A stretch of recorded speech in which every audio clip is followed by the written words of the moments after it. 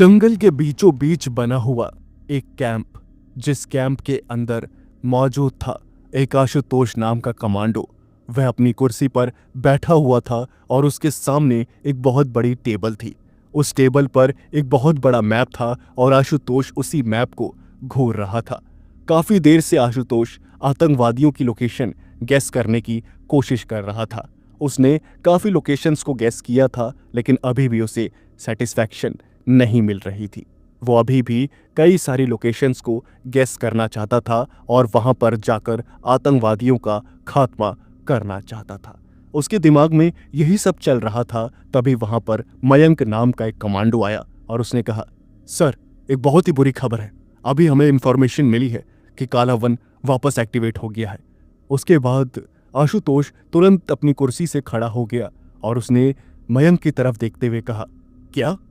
काला वन, जिसके बारे में हमें पढ़ाया गया है 20 साल पहले, उस वन के अंदर कुछ अजीब गतिविधियां हुई थी और वहां आसपास रहने वाले लोग मारे जा रहे थे।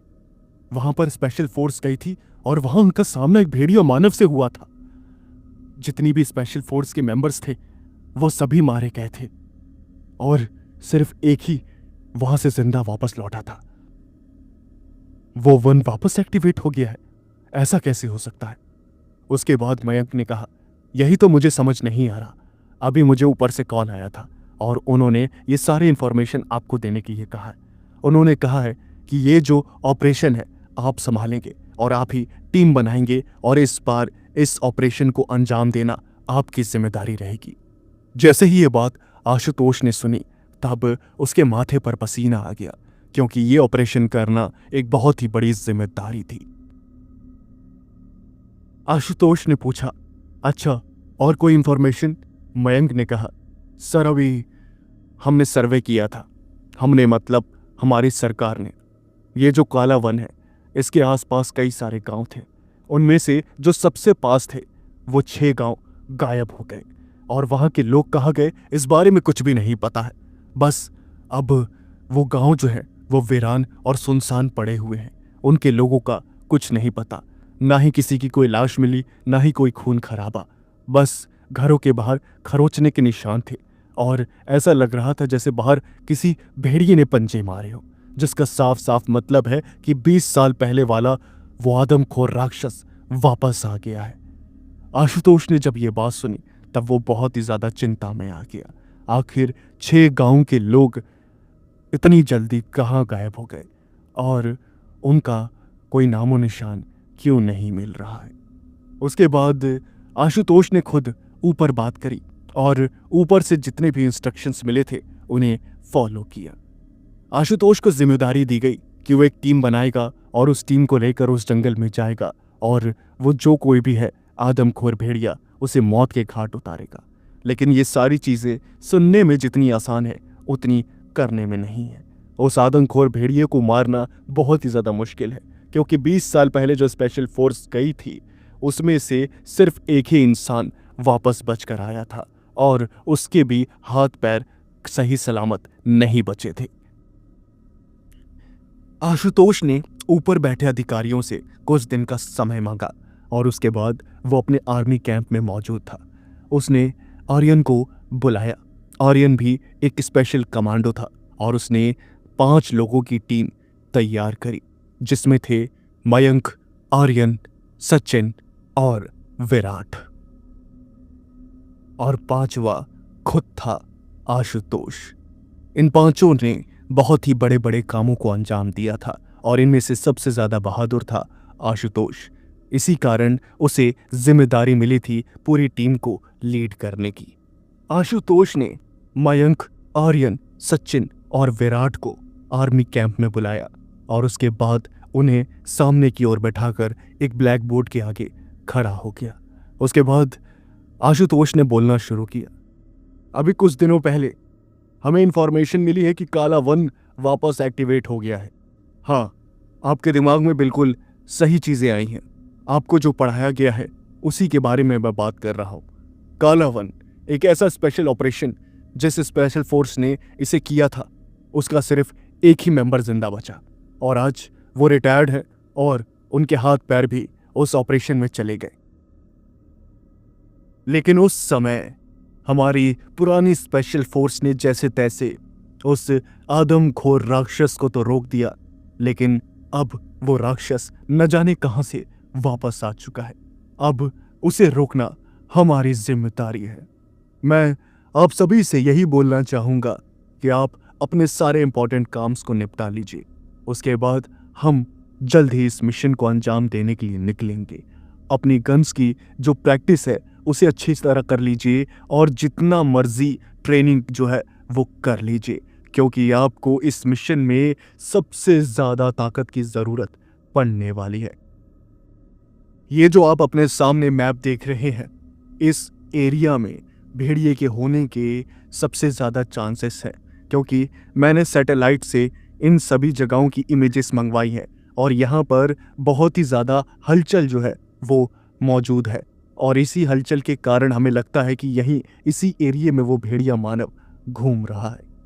कुछ ही दिनों बाद हम एक प्लेन से यहाँ लैंड करेंगे और उसके बाद यहाँ पर जितने भी सेंसर्स हैं और कैमरास हैं उन्हें इंस्टॉल करेंगे, ताकि हमारे पास वीडियोस हों और बहुत ही सटीक इन्फॉर्मेशन हो उस भेड़िया मानव के बारे में कि आखिर वो किस समय कहाँ रहता है।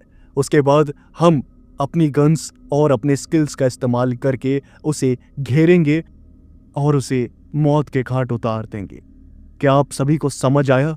उसके बाद वो जो चारों कमांडो सामने बैठे थे उन्होंने हाँ में सर हिलाया और आशुतोष ने कहा, जितनी भी प्रैक्टिस करनी है कर लीजिए, जितना भी वर्कआउट करना है कर लीजिए, जो भी डाइट लेनी है ले लीजिए, आप पूरी तरह से फ्री हैं, क्योंकि अब आप अपनी ज़िंदगी की सबसे बड़े मिशन को अंजाम देने वाले हैं।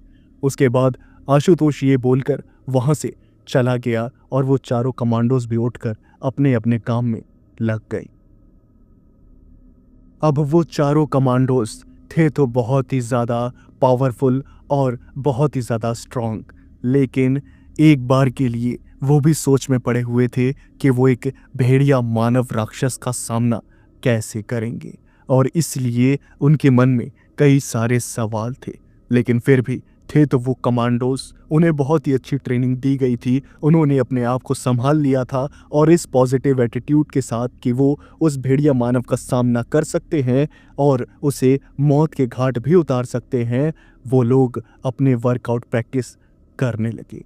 कई दिनों तक उन्होंने काफ़ी हैवी वर्कआउट किया और काफ़ी अच्छी खासी डाइट ली और उसके बाद वहाँ पर एक प्लेन जो था वो मंगवाया गया। उसके अंदर अच्छी तरह से इक्विपमेंट्स लेकर, अपने नाइट विजन ग्लासेस लेकर और जो भी गियर्स थे उन्हें एक्वायर करके आर्यन, सचिन, विराट और मयंक और सबसे इम्पॉर्टेंट पर्सन आशुतोष, पांचों के पांचों उस प्लेन में बैठ गए और फाइनली उस प्लेन ने उस काले वन के लिए उड़ान भर ली। पांचों कमांडोस उस प्लेन के अंदर शांति से बैठे हुए थे। उनका दिमाग बहुत ही ज़्यादा शांत था। उनके मन में सिर्फ यही ख्याल था कि वो उस राक्षस को मौत के घाट उतार कर ही रहेंगे और मिशन में चाहे जो भी हो जाए वो उस राक्षस को नहीं छोड़ेंगे। ये सारी चीज़ें उनके दिमाग में चल रही थी।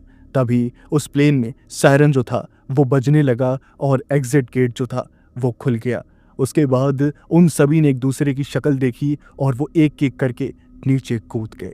जब वो हवा में थे तब उन्होंने उस जंगल को पूरी तरह से ऊपर से देखा तो वो जंगल बहुत ही ज़्यादा घना था, इतना ज़्यादा घना कि वहाँ पर सूरज की रोशनी में दिन के समय ठीक से पहुँच नहीं सकती थी। उसके बाद जैसे ही वो वहाँ पर लैंड हुए तो वहाँ अंधेरा हो गया।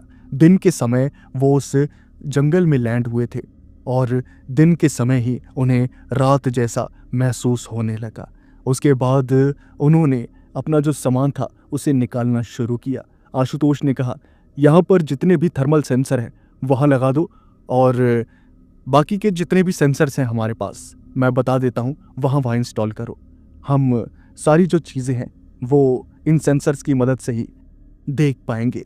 ठीक है, सारे सेंसर्स यहाँ पर लगा दो और यहाँ से जहाँ जहाँ तुम्हें मिले वहाँ पर कैमरास भी इंस्टॉल कर लो। ठीक है, मैं तुम्हें एक मैप देता हूँ।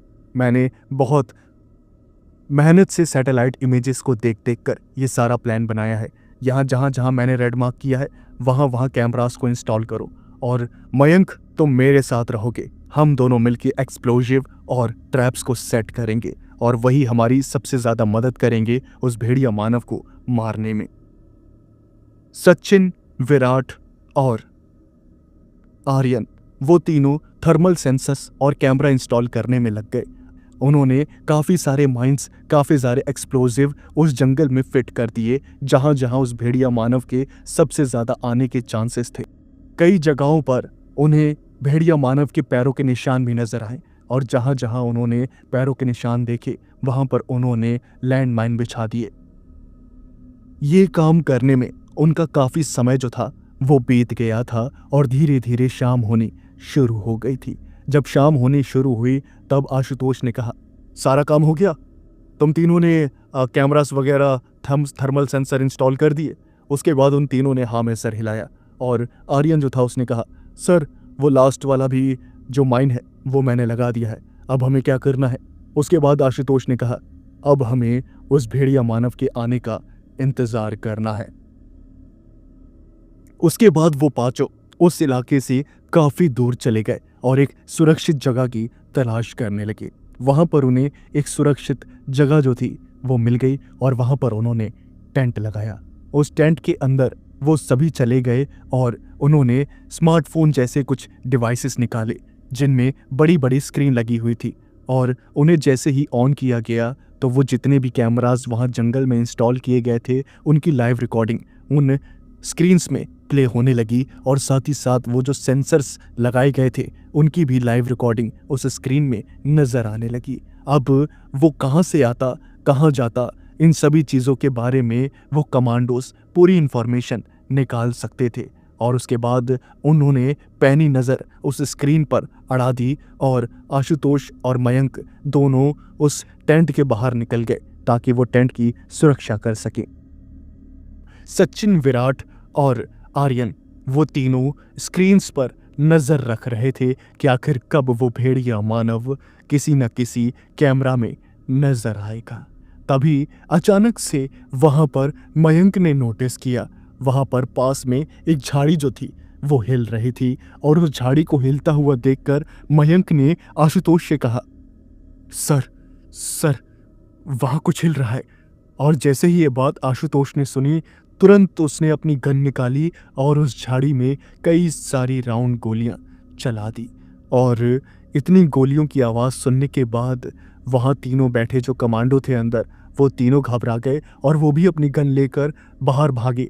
जैसे ही वो बाहर आए तो उन्होंने देखा कि आशुतोष ने फायरिंग करी थी, और बाकी के जो तीनों कमांडोज थे उन्होंने पूछा, क्या हुआ सर, सब कुछ ठीक तो है ना?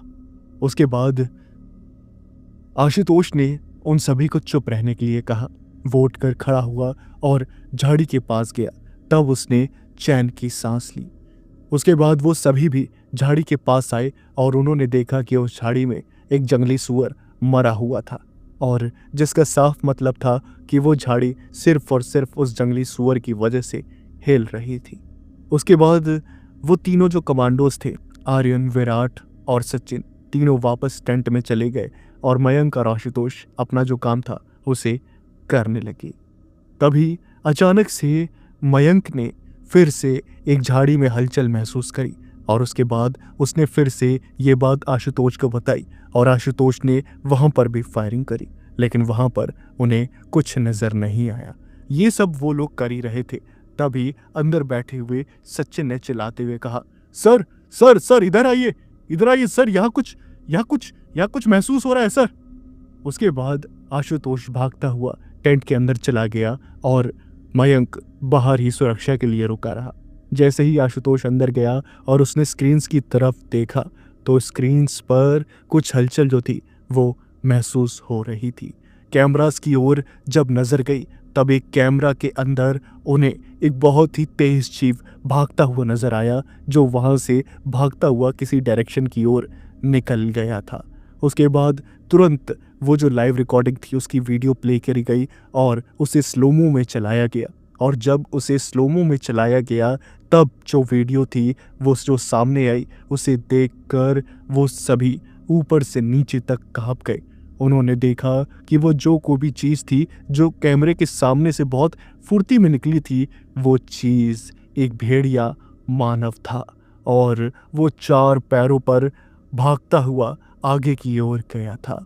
उसकी आंखें एकदम लाल थी और सीसीटीवी की रिकॉर्डिंग होने की वजह से क्लैरिटी जो थी वो इतनी साफ नज़र नहीं आ रही थी, लेकिन ये कंफर्म ज़रूर हो गया था कि वो भेड़िया मानव आ चुका है।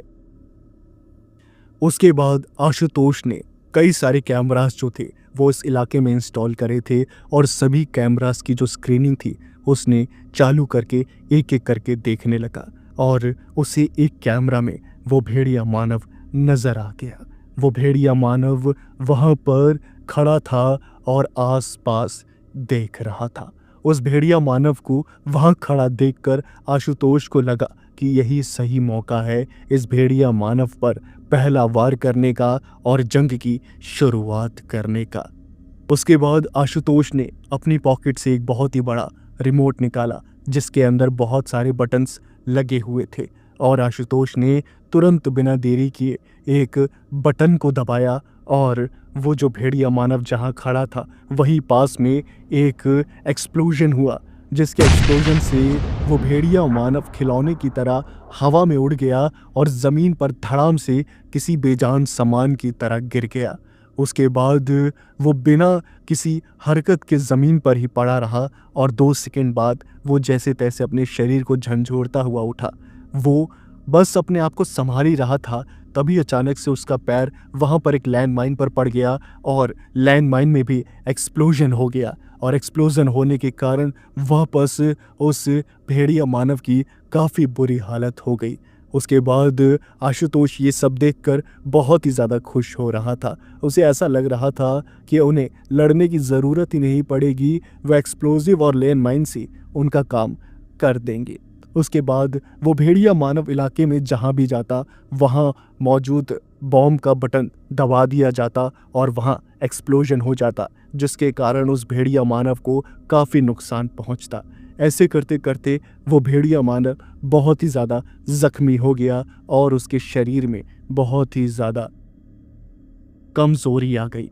उसके बाद उन्होंने एक लाइव स्क्रीनिंग में देखा कि वो भेड़िया मानव बहुत ही बुरी तरह से खून से सन चुका है और उसकी सांसें जो हैं वो धीरे धीरे चल रही हैं और वो एक पेड़ के नीचे आराम कर रहा है। उसके बाद आशुतोष ने कहा, ये भेड़िया मानव तो बड़ी आसानी से आखिरी सांसें गिनने लगा। मुझे तो लगा था हमें बहुत पापड़ बेलने पड़ेंगे इसको मारने के लिए, लेकिन चलो अच्छा है ये इतनी बड़ी प्रॉब्लम नहीं बना हमारे लिए। चलो एक काम करते हैं, इस भेड़िया मानव को इसी के सामने जाकर इसे ठोक कर आते हैं। उसके बाद वहाँ पर जो सचिन था उसने कहा, सर ये भेड़िया मानव है, क्या इसके पास जाना ठीक होगा? मेरे कहने का मतलब है ये ऐसे ही इतना घायल हो गया है, हम यहाँ से चलते हैं ना, ये ऐसे ही मर जाएगा। उसके बाद आशुतोष ने कहा, बिना इसकी डेड बॉडी देखे मैं यहाँ से नहीं जाऊँगा, समझे तुम? और अगर हमसे पूछा जाएगा कि तुमने क्या किया है तो हम क्या बोलेंगे कि हमने उस भेड़िया मानव को सिर्फ एक्सप्लोजिव के ज़रिए ही मार दिया, तो हमारी क्या वाहवाही होगी, हमारे बारे में क्या पढ़ाया जाएगा बच्चों को? हाँ, इससे अच्छा हम वहाँ चलते हैं, उस भेड़िया मानव को अपने हाथों से गोली मारते हैं और उसे मौत के घाट उतारते हैं और उसके बाद यहाँ से निकलते हैं, समझे तुम? आशुतोष की ये बात ना ही सचिन को पसंद आई थी, ना ही विराट को और ना ही आर्यन को, लेकिन आशुतोष था तो सीनियर, तो उसकी बात को टाला नहीं जा सकता था। इसलिए वो चारों टेंट से बाहर निकले और आशुतोष ने मयंक से कहा, मयंक चल हमारे साथ, हमने उस भेड़िया मानव को घायल कर दिया है। हमने जहाँ जहाँ एक्सप्लोजन्स लगाए थे वो पागल वहीं पर घूम रहा था और मैंने कई सारे एक्सप्लोजन को फोड़ दिया, जिसके कारण वो भेड़िया मानव अब अधमरा हो चुका है और अपनी आखिरी सांसें एक पेड़ के नीचे लेटा लेटा ले रहा है। हम उसे सामने से जाकर उसकी छाती पर गोली मारकर एक बहुत ही बढ़िया जो फोटो है वो खींचेंगे और इसके बाद हम पूरे देश में मशहूर हो जाएंगे। सरकार हमें अच्छा खासा इनाम देगी और हम पूरी ज़िंदगी एकदम हीरो की तरह जिएंगे। उसके बाद क्या था, मयंक को भी ये बात पसंद आई। मयंक कुछ कुछ आशुतोष के जैसा ही सोचता था, इसलिए आशुतोष मयंक को हमेशा अपने साथ रखता था। बाकी वो पांचों कमांडोज उस जगह पर जाने लगे जहां वो भेड़िया मानव अपनी आखिरी सांसें गिन रहा था। काफी समय बाद वो लोग वहां पर पहुंचे और वहां पर उन्होंने देखा कि पेड़ के नीचे वो भेड़िया मानव पड़ा हुआ है और उसके शरीर से खून जो था वो बह रहा था और उसकी जो जुबान थी वो बाहर निकली हुई थी। उसके बाद वो आशुतोष उस भेड़िया मानव के पास गया और उसने उस भेड़िया मानव के मुंह पर 3-4 बार लात जो थी वो रखी और उसे उठाने की कोशिश करी, लेकिन वो जो भेड़िया मानव था वो उठने का नाम ही नहीं ले रहा था और इसका साफ साफ मतलब था कि वो भेड़िया मानव मर चुका है। आशुतोष ने कहा, चलो अब एक एक करके फोटो खिंचवाते हैं, ठीक है? विराट, काम करो, तुम सबसे पहले जाओ और इस राक्षस के सर पर अपना पैर रखो, उसके बाद मैं तुम्हारी एक बहुत ही अच्छी फोटो खींचूंगा, ठीक है? उसके बाद वो जो विराट था उसे अभी भी शक था, लेकिन जब इतना सब हो गया था तब उसे भी लगा कि ये भेड़िया मानव वैसे ही मर चुका है, वरना अभी तक ये हमला कर चुका होता। इसलिए विराट भी निश्चिंत होकर उस भेड़िया मानव के पास गया और उसने उस भेड़िया मानव के सर पर पैर रखा और उसके बाद उसकी जो फोटो थी वो बस आशुतोष क्लिक करने वाला ही था, तभी अचानक से उस भेड़िया मानव की जो उंगली थी वो हिलने लगी और उस भेड़िया मानव ने उस विराट के पैर को पकड़ लिया और अपने जबड़े में फंसाकर उसे खींच दिया, जिसके कारण उस विराट का जो पैर था वो अलग हो गया और विराट के कटे हुए पैर से खून की जो पिचकारी थी वो बहने लगी। ये देखकर सचिन पागल हो गया और वहां से चिल्लाता हुआ भागने लगा और गलती से उसका पैर एक लैंडमाइन पर पड़ गया और लैंडमाइन के धमाके में सचिन के चीथड़े चीथड़े उड़ गए। आशुतोष इन सारी सिचुएशंस को समझ ही नहीं पाया और देखते ही देखते वो आदमखोर राक्षस भेड़िया मानव उठकर खड़ा हो गया और उसने आशुतोष के मुंह पर एक बहुत ही तेज दहाड़ मारी और उस दहाड़ से ही आशुतोष उड़ता हुआ एक पेड़ से जाकर टकरा गया। मयंक ने तुरंत अपनी गन उठाकर उस भेड़िया मानव पर गोलियां चलानी शुरू करी, लेकिन उस भेड़िया मानव ने एक ही घूंसे में उस मयंक की जो गर्दन थी उसे तोड़ कर रख दिया और उसके बाद उसने गहरी सांस ली और उसके शरीर में जितने भी जख्म थे वो भर गए और ऐसा लगने लगा जैसे उसे कभी कोई खरोच आ ही नहीं थी। आशुतोष ये सारा नज़ारा वहाँ एक पेड़ के नीचे पड़े पड़े देख रहा था और सचिन की तो मौत हो चुकी थी। अब आर्यन, मयंक और विराट जो था वो अपना पैर गंवा चुका था और किसी भी वक्त उसकी भी मौत हो सकती थी और आशुतोष की भी काफी बुरी हालत थी।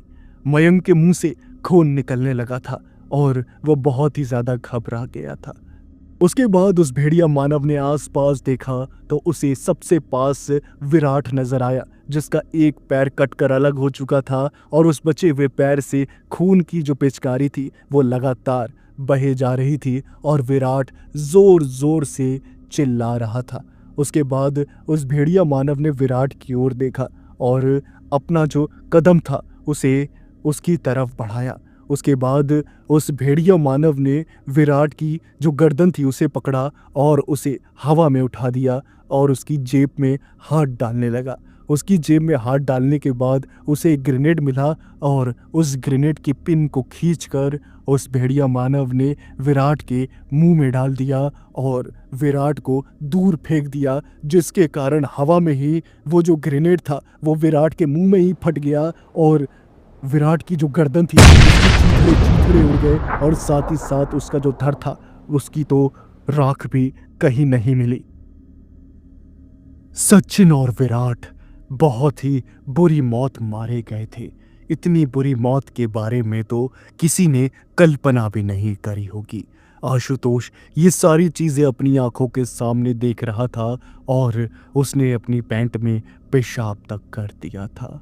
आर्यन भी बहुत ज़्यादा डर गया था और उसे ऐसा लग रहा था कि वो भेड़िया मानव अब किसी भी वक्त उसे बहुत बुरी मौत दे सकता है और उस भेड़िया मानव के हाथों मरने से अच्छा उसने सोचा क्यों ना मैं खुद को ही गोली मारकर अपनी इस जिंदगी को खत्म कर दूं। और उस आर्यन ने खुद को ही गोली मार दी, क्योंकि वो विराट और सचिन जैसी मौत नहीं चाहता था। उसके बाद जब आर्यन ने भी खुद को शूट कर दिया, तब मयंक और आशुतोष दोनों रोने पर मजबूर हो गए। और वो जो भेड़िया मानव था वो वहीं एक जगह पर खड़ा था। वो कभी विराट की लाश को सूंघता था, तो कभी सचिन के जो चीथड़े पड़े थे उनको उठाकर खाता था। उसके बाद जब उसने मयंक और आशुतोष के रोने की आवाज़ सुनी, तब उसकी नज़र उन दोनों पर गई। अब मयंक जो था वो फिजिकली फिट तो था, लेकिन मेंटली वो पूरी तरह से अनस्टेबल हो गया था। और वो जो आशुतोष था उसे पीठ पर काफ़ी ज़्यादा चोट लगी थी जब से वो पेड़ से टकरा गया था। उसके बाद उस भेड़िया मानव ने अपने भारी भारी कदम उन दोनों की तरफ बढ़ाने शुरू कर दिए, और आशुतोष ने वहीं से पड़े पड़े उस पर गोलियां चलानी शुरू कर दी। और मयंक ने भी 2-3 ग्रेनेड जो थे वो पिन खींचकर उस राक्षस के पास फेंक दिए, और ग्रेनेड जो थे वो एक एक करके फट गए। अब वो जो एक्सप्लोजन्स हुए थे उनसे उस भेड़िया मानव को चोट तो लगी थी, लेकिन उसका जो हीलिंग फैक्टर था वो उसे बार बार ठीक कर दे रहा था। उसके बाद वो उन दोनों के पास आया और उसने मयंक को उठाया, और मयंक जो था उसने अपने आप को बचाने की बहुत कोशिश करी, लेकिन उस भेड़िया मानव ने मयंक की जो गर्दन थी उसे पूरी तरह से उखाड़कर उसके धड़ से अलग कर दिया, और उसके सर को उस भेड़िया मानव ने आशुतोष के मुंह पर मारा। और उसके बाद वो जो धड़ था मयंक का, उसे कपड़े की तरह उसने बहुत बुरी तरह निचोड़ दिया, जिससे उसके शरीर में मौजूद सारा जो खून था वो आशुतोष के ऊपर गिर गया, और आशुतोष ऊपर से नीचे तक खून से सन गया। उसके बाद आशुतोष ने जैसे तैसे खड़े होने की कोशिश करी और वो वहाँ से भाग निकला। भागते भागते उस आशुतोष के जो पैर थे वो जवाब दे रहे थे, लेकिन आशुतोष के पास दूसरा कोई रास्ता नहीं था। उस भेड़िया मानव ने इतने लोगों की जान ले ली थी, इसलिए उसने आशुतोष को जाने दिया, और आशुतोष वहाँ से भागता भागता काफ़ी आगे की ओर आ गया। तभी आशुतोष को ऐसा लग रहा था कि भेड़िया मानव उसका पीछा कर रहा है, और भागते भागते वो एक नदी के पास आया। वो पूरा खून से सना हुआ था, ऊपर से नीचे तक उसके शरीर पर मयंक का खून लगा हुआ था। और तभी उसने जंगल से उसी भेड़िया मानव की जो आवाज़ थी उसे आते हुए सुना, और वो जो आवाज़ थी वो बहुत पास से आ रही थी, और इसलिए वो आशुतोष उस नदी में कूद गया, और तैरता तैरता किसी दूसरे कोने पर वो पहुंच पाता उससे पहले ही उसके शरीर ने जवाब दे दिया, और वो उस नदी में डूब गया। आशुतोष की आंखें धीरे धीरे खुली।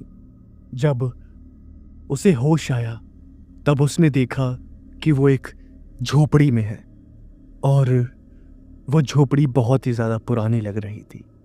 कोने में एक मिट्टी का बर्तन था और दूसरे कोने में एक चूल्हा। साफ पता चल रहा था कि वो किसी गांव के घर में है। उसके बाद वो जैसे ही उठा तो उसके सर में बहुत तेज दर्द हो रहा था। अभी भी उसके कपड़ों पर खून के जो धब्बे थे वो पड़े हुए थे। तभी अचानक से उस झोपड़ी का जो दरवाज़ा था वो खुल गया, और अंदर एक बूढ़ा आदमी आया। उस बूढ़े आदमी ने आशुतोष से कहा, तुम्हें होश आ गया? मैं तो उम्मीद ही छोड़ चुका था। तुम्हें पता है तुम कितने दिनों बाद होश में आए हो? उसके बाद आशुतोष ने कहा, कितने दिनों बाद? उस आदमी ने बताया, मैं एक मछुआरा हूं। मैं अपनी नदी में मछलियां पकड़ने के लिए गया था। तभी मैंने तुम्हें पानी में डूबते हुए देखा, और जब तक मैं तुम तक पहुंच पाता तब तक तुम डूब चुके थे। मैंने जैसे तैसे तुम्हें पानी के ऊपर लाया और अपने घर में पनाह दी। एक हमारे गांव के देसी वैद्य हैं, वही तुम्हारा इलाज कर रहे थे, और 20 दिन बाद तुम होश में आए हो। जैसे ही ये बात आशुतोष ने सुनी तब उसकी जो हालत थी वो और भी ज़्यादा ख़राब हो गई कि आखिर वो 20 दिन से बेहोशी की हालत में था। उसके बाद उसने अपनी जो शक्ल थी वो पास में मौजूद एक शीशे में देखी तो बाल बहुत ज़्यादा लंबे हो गए थे, नाखून भी बहुत ज़्यादा लंबे हो गए थे और दाढ़ी भी काफ़ी लंबी हो गई थी। आशुतोष बहुत ही ज़्यादा डर रहा था, घबरा रहा था, उसके दिल में एक अजीब सी बेचैनी हो रही थी। तभी उस बुज़ुर्ग ने एक पानी का जो ग्लास था वो उसे पकड़ाया और आशुतोष ने पानी पिया। जैसे ही उसने पानी पिया तो उसके सर में बहुत तेज़ दर्द होने लगा और उसे वही सारी चीज़ें याद आने लगी। कैसे विराट की मौत हुई, कैसे सचिन की मौत हुई, कैसे आर्यन ने खुद को गोली मारी और कैसे उस हैवान राक्षस ने मयंक के सर को उसके धड़ से अलग करके उसके धड़ को आशुतोष के ऊपर कपड़े की तरह निचोड़कर मयंक के खून से आशुतोष को नहला दिया था। जैसे ही ये सारी चीज़ें आशुतोष को डराने लगी, आशुतोष का सर दर्द से फटने लगा और वो चीख कर बेहोश हो गया। उसके बाद फिर से वही देसी वैद्य जो थे वो वहाँ पर आए और उन्होंने आशुतोष की जांच करी। जांच करने के बाद उन्होंने कुछ पत्तियां पीसकर एक काढ़ा बनाया और आशुतोष को चम्मच के द्वारा पिलाया। जब उसने काढ़ा पिया तब जाकर उसे होश आया और उसे थोड़ा बहुत ठीक लगने लगा, लेकिन उसे अभी भी अंदर से बहुत ही ज़्यादा शर्मिंदगी हो रही थी कि आखिर उसे कैसे लड़ाई छोड़कर भागना पड़ा। वो बहुत ही ज़्यादा बेइज्जत महसूस कर रहा था और उसके जो साथी थे उनकी मौत बार बार आशुतोष के मुंह पर थूक रही थी। उस बुजुर्ग व्यक्ति ने पूछा, बेटा तुम उस नदी में कैसे पहुंचे और तुम्हारे कपड़ों से लग रहा है कि तुम सेना में काम करते हो, अपने बारे में कुछ बताओ। उसके बाद आशुतोष ने उस बुजुर्ग आदमी की तरफ देखा और आशुतोष ने कहा, बाबा मैं सेना के लायक नहीं हूं, मुझे चुल्लू भर पानी में डूबकर मर जाना चाहिए। मुझे तो अब दुख हो रहा है कि आपने मुझे जिंदा बचा लिया, इससे अच्छा तो मैं उसी नदी में डूबकर मर जाता। ये बात सुनकर वो जो बुजुर्ग आदमी था उसने आशुतोष के कंधे पर हाथ रखा और उसने प्यार से कहा, तुम ऐसे क्यों बोल रहे हो? ये जिंदगी तुम्हें फिर से मिली है, तुम्हें इसका शुक्रगुजार होना चाहिए। अगर भगवान तुम्हें बचाना नहीं चाहते तो मेरी नज़र कभी तुम पर पड़ती ही नहीं, तुम मुझ तक कभी पहुंचते ही नहीं। समझे इस बात को? अगर आज तुम सांस ले रहे हो तो इसका साफ मतलब है कि भगवान तुम्हें जिंदा रखना चाहता है। और मुझे नहीं पता तुम्हारे साथ क्या हुआ है, लेकिन तुम बहुत ही ज़्यादा टूटे हुए नज़र आ रहे हो। तुम्हारे साथ कुछ तो बहुत ज़्यादा भयानक हुआ है और मैं वो बात जानना चाहता हूँ। क्या पता मैं तुम्हारी कोई मदद कर पाऊँ। ये बात सुनते ही आशुतोष जोर जोर से रोने लगा। उसने वो जो बुजुर्ग अंकल थे उनको गले लगा लिया और दहाड़े मार मार के रोने लगा। आशुतोष बहुत ही ज़्यादा तेज तेज रो रहा था। वो अंकल भी समझ गए कि आशुतोष बहुत ही बड़े गम से गुजर रहा है, उसे अभी सहारे की ज़रूरत है। तकरीबन आधे घंटे तक बिलक बिलक के रोने के बाद आशुतोष शांत हुआ और उन बुजुर्ग व्यक्ति ने फिर से पूछा, बेटा आप बताओ क्या हुआ था, अब मुझे बताओ। उसके बाद सारी जो चीज़ें थी वो चीज़ें आशुतोष ने वो जो बुजुर्ग बाबा थे उन्हें बताया और ये सारी बातें सुनकर वो बुजुर्ग बाबा के चेहरे पर भी बहुत ही ज़्यादा उदासी आ गई। वो बुजुर्ग बाबा आशुतोष के सर पर हाथ रखकर बोले, ठीक है बेटा, मैंने सुन लिया कि क्या हुआ तुम्हारे साथ, लेकिन जो कुछ भी हुआ है उसमें तुम क्या ही कर सकते थे। तुम्हारी ड्यूटी लगी थी उस भेड़िया मानव को मारने की, लेकिन वो भेड़िया मानव भी तो किसी इंसानी शक्ति के बस में नहीं है। वो भेड़िया मानव बहुत ही ज़्यादा ताकतवर है। उस भेड़िया मानव को मारना किसी भी इंसान के बस की बात नहीं है। समझे तुम? जो कुछ भी हुआ उसे भूल जाओ। और ये सोचो कि तुम अब उस भेड़िया मानव को कैसे धूल चटा सकते हो, उसे कैसे मार सकते हो। मैंने भी काफी दिनों से सुना है कि एक भेड़िया मानव दूर एक जंगल में घूम रहा है और उसने उस जंगल के आसपास मौजूद तकरीबन 6 गांव के लोगों को गायब कर दिया और वो लोग कहाँ गए इस बारे में कोई पता नहीं है। मैं समझ गया हूं तुम उसी भेड़िया मानव को मारने के लिए आए हो, और यकीन करो भगवान यही चाहता है कि तुम उस भेड़िया मानव का अंत करो। और अगर ऐसा नहीं होता तो तुम जिंदा नहीं बचते, और अगर भगवान की मर्जी कुछ और होती तो तुम मुझे नहीं मिलते, समझे तुम। उसके बाद आशुतोष बस शांति से वो जो बुजुर्ग बाबा थे उनका मुंह देखता रहा, और वो जो बुजुर्ग बाबा थे उन्होंने कहा, मेरे लिए तुम्हारे पास कुछ है।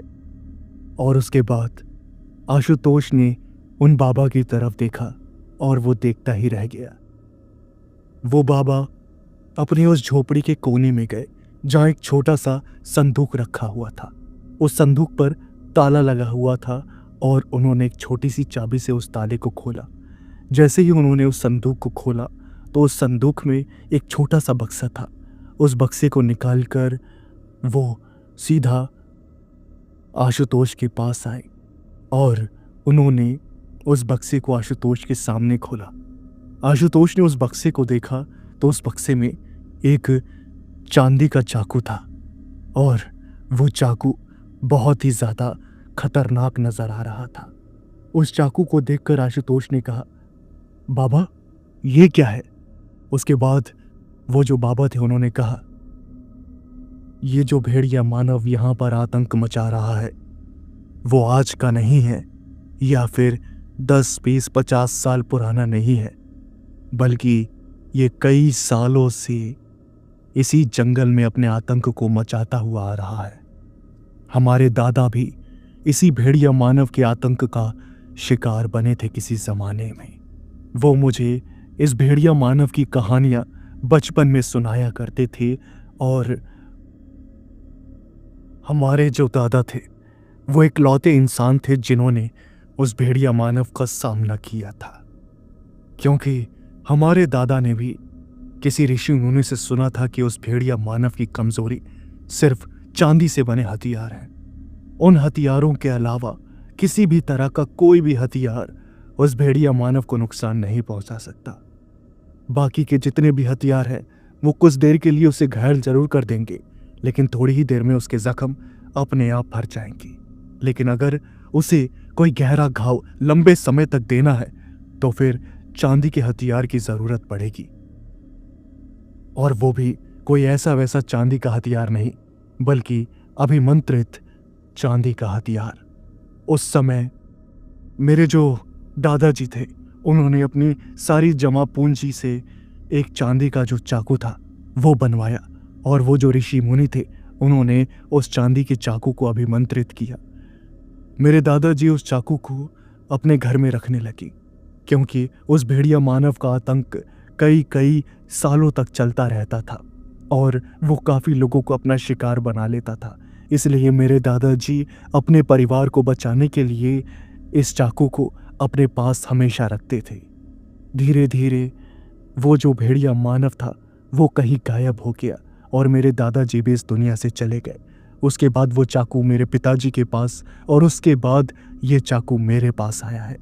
लेकिन अब मुझे लगता है कि वो भेड़िया मानव जैसे जैसे अपने पैर वापस पसार रहा है, उसे रोकने की ज़रूरत है, और तुम ही ये काम कर सकते हो। मुझे न जाने क्यों तुम्हारे अंदर वो काबिलियत नज़र आती है।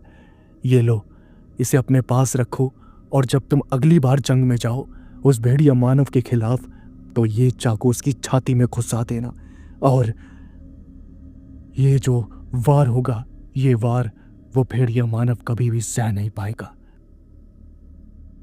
आशुतोष ने उस चाकू को अपने पास रख लिया और वो उठकर खड़ा हुआ। जैसे ही वो उस झोपड़ी से बाहर निकला तो वहां की जो गहरी और अच्छी हवा थी वो उसके शरीर के अंदर गई और उसने गहरी सी सांस ली। उसने आसपास सिर्फ और सिर्फ हरियाली देखी, और वहां पर एक लड़की बर्तन धो रही थी। उसके बाद आशुतोष ने उस लड़की को देखा और सोचने लगा कि आखिर यह लड़की कौन है। आशुतोष ने ज़्यादा उस जगह ध्यान नहीं दिया। उसके बाद उसने गांव की तरफ देखा तो काफ़ी दूर दूर घर थे और वो गांव बहुत ही ज़्यादा सुंदर था। आशुतोष के पीठ पर तभी उस बुजुर्ग बाबा ने हाथ रखा और उन्होंने कहा, क्या सोच रहे हो? आशुतोष ने कहा, बहुत ही सुंदर गांव है आपका। उसके बाद उन बाबा ने कहा, जल्दी उस भेड़िया मानव को रोक दो, वरना वो किसी दिन यहां पर भी पहुंच जाएगा और इस खूबसूरत गांव को भी उजाड़ कर रख देगा। मुझे तुमसे पूरी उम्मीद है, तुम मुझे निराश नहीं करोगे। उसके बाद आशुतोष उस पूरे गांव में इधर से उधर घूमने लगा। छोटे छोटे बच्चे वहां खेल रहे थे और ये जो छोटी छोटी चीजें थी ये आशुतोष के माइंड को हील कर रही थी। और तभी वो जो लड़की थी जो वहां पर बर्तन धो रही थी, उस लड़की ने कहा, पापा खाना खा लीजिए, खाना तैयार है। उसके बाद वो जो बाबा थे उन्होंने कहा, चलो बेटा खाना खा लो, तैयार है खाना। आशुतोष और वो बाबा झोपड़ी में चले गए और वहां पर वो जो बेटी थी उनकी, उन बाबा की, उन्होंने खाना परोसा और आशुतोष ने खाना खाया और उन बाबा ने भी खाना खाया। ऐसे ही 2-4 दिन वो आशुतोष उसी गांव में रहा और उसके बाद उसने वहां से आगे जाने का फैसला किया। उसने जैसे तैसे पास के पुलिस स्टेशन से कांटेक्ट किया और पुलिस वाले उसे लेने के लिए वहां पर आ गए। पुलिस वाले जब उसे लेकर जा रहे थे तब उसने आखिरी बार वो जो बाबा थे उन्हें बाय कहा और ये बात कही कि वो जल्द ही वापस आएगा। और उसके बाद वो वहाँ पुलिस की गाड़ी में बैठ के आगे की ओर निकल गया। वो जो लड़की थी वो भी आशुतोष को वहाँ से जाते हुए देख रही थी और आशुतोष भी उस लड़की को ही देख रहा था। उसके बाद जब वह पुलिस स्टेशन पहुँचे तब वहाँ से आर्मी के पास ये इन्फॉर्मेशन गई कि आशुतोष जिंदा है, क्योंकि सब ने आशुतोष को मरा हुआ समझ लिया था। उसके बाद आर्मी के बड़े बड़े ऑफिशियल्स वहां पहुंचे और जब उन्होंने आशुतोष को जिंदा देखा तो सबकी जो खुशी थी वो 7वें आसमान पर पहुंच गई। वहां पर जो कुछ भी हुआ वो आशुतोष ने सबको बताया और सभी लोग बहुत ही ज्यादा हैरान हो गए। आशुतोष को फिर से मिलिट्री कैंप में लाया गया और काफी चीजें आशुतोष ने फिर बताई। सारी बातें सुनने के बाद आशुतोष बहुत ही ज़्यादा उदास था। उसके बाद आर्मी ऑफिशियल्स ने कहा, हमें बहुत ज़्यादा खुशी हुई तुम्हें जिंदा देखकर। अब तुम्हें इतना ज़्यादा एक्सपीरियंस हो ही गया है तो मुझे लगता है कि तुम्हें एक लास्ट टाइम और ट्राई करना चाहिए उस भेड़िया मानव को मारने का। अब तुम्हारे पास एक्सपीरियंस है, तुम उसका सामना पहले भी कर चुके हो। जो गलतियां पहले हुई वो बस मत करना और मुझे पूरा यकीन है कि तुम उस भेड़िया मानव को मार दोगे।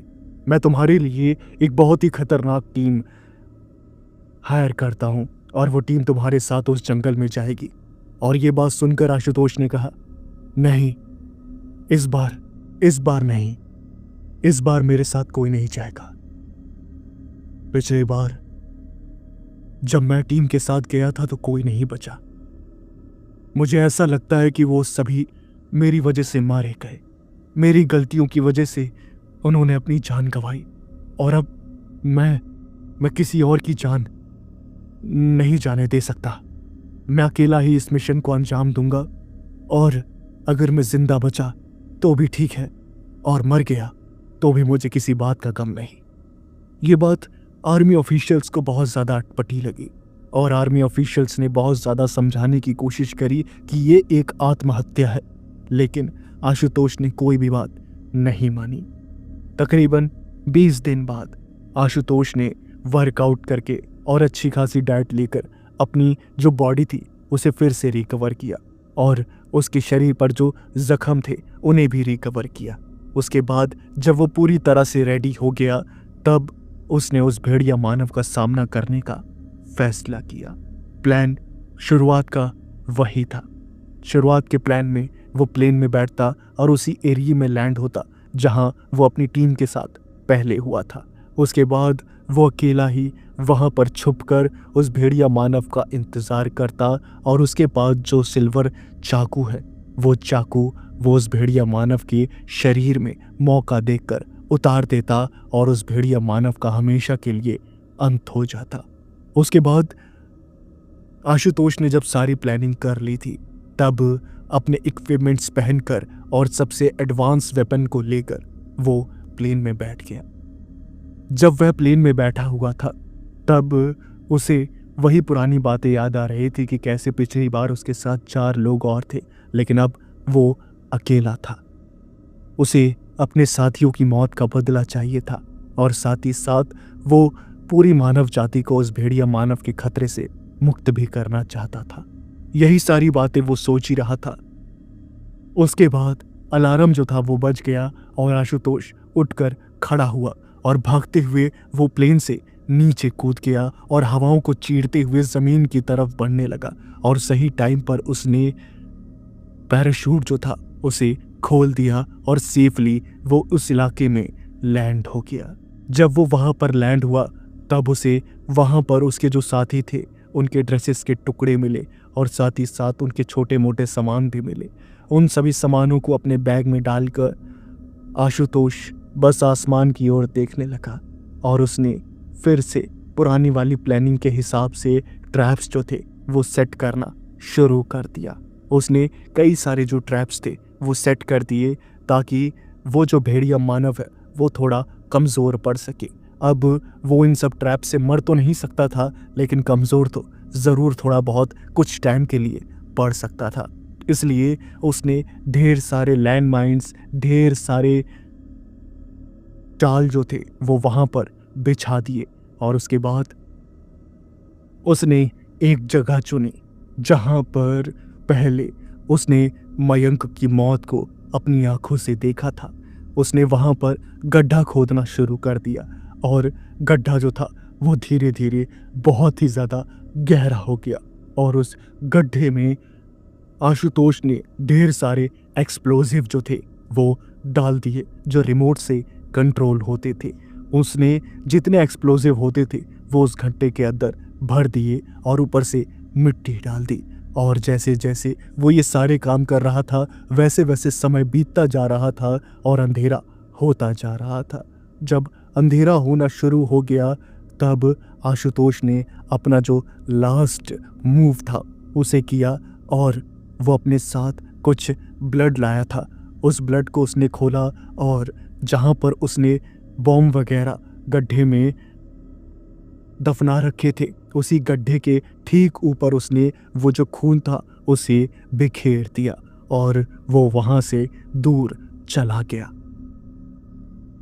दूर वो एक कोने में एक पेड़ के नीचे बैठ गया और उसी स्क्रीन पर देखने लगा सारे जो कैमरास थे उनकी स्क्रीनिंग को। लाइव रिकॉर्डिंग उसके सामने चल रही थी। जैसे जैसे समय बीता वैसे वैसे रात जो थी वो बहुत ज़्यादा काली और अंधेरी हो गई और तकरीबन कई घंटों के इंतज़ार के बाद वो जो भेड़िया मानव था वो ब्लड की स्मेल को सूंघता हुआ वहाँ पहुँच गया और वो जो पेड़ था उस पेड़ के नीचे जो ब्लड पड़ा था वो भेड़िया मानव उस ब्लड को सूंघने लगा और यही सही मौका था बटन को दबाने का। उसके बाद आशुतोष ने बटन जो था वो दबा दिया और उस गड्ढे के अंदर जितने भी एक्सप्लोजिव थे बहुत ही तेज धमाके के साथ फटे और वो जो भेड़िया मानव था वो किसी खिलौने की तरह कई 100 फीट आसमान में उड़ गया और ज़मीन पर बहुत तेज़ी से आकर गिरा, जिसके कारण जहाँ पर भी वो गिरा था वहाँ पर भी लैंड माइन बिछे हुए थे और वो लैंड माइन भी बहुत तेज़ी से फटने लगे।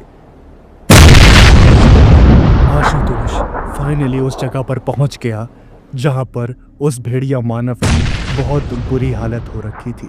वहाँ वो जैसे ही पहुँचा तो उसने देखा कि उस भेड़िया मानव की हालत वापस पहले जैसी ठीक होने लगी और वो भेड़िया मानव ठीक हो पाता उससे पहले ही आशुतोष ने वो जो चांदी का चाकू था उसे निकाला और उस चाकू को लेकर वो उस भेड़िया मानव की तरफ बढ़ा।